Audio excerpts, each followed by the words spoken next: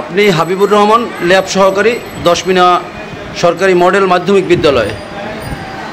আপনি প্রতি স্টুডেন্টের কাছ থেকে টেস্টমোনিয়াল বাবদ অর্থ আদায় করছেন, অতিরিক্ত অর্থ।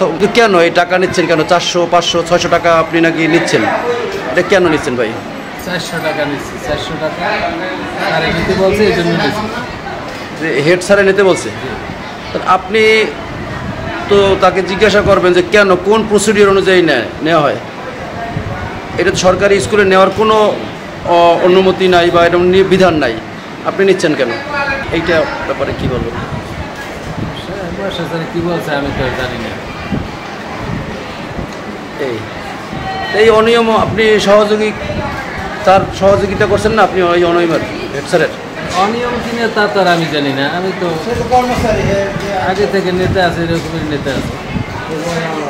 আপনি তো এই স্কুলের অফিস প্রধান, এই টাকা পয়সা নেওয়ার বা এই টেস্টমোনিয়াল আপনি না নিয়ে এই ল্যাব সহকারী নিচ্ছে কেন? প্রধান শিক্ষক যাকে দায়িত্ব দেয় সে। এইটা কি নিয়ম আছে? আমি তা জানি না। প্রসিডিওর অনুযায়ী বা এরকম কোনো পরিপত্রই নাই আপনাদের এই টাকা নেওয়ার, কিন্তু আপনারা কেন নিচ্ছেন? প্রধান শিক্ষকের সাথে আলাপ করেন।